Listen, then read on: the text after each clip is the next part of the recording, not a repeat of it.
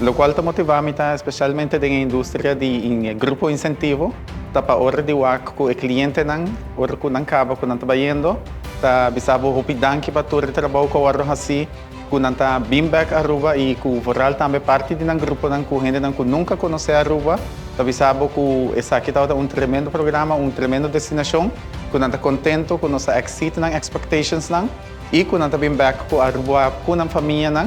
So, essa é algo que está motivado e especialmente tem a indústria de hospitalidade. O que está motivado também é que todo dia está varia. Nenhum dia não tem mesmo coisa. E também que todo dia pode desenvolver profissionalmente, mas também como pessoa.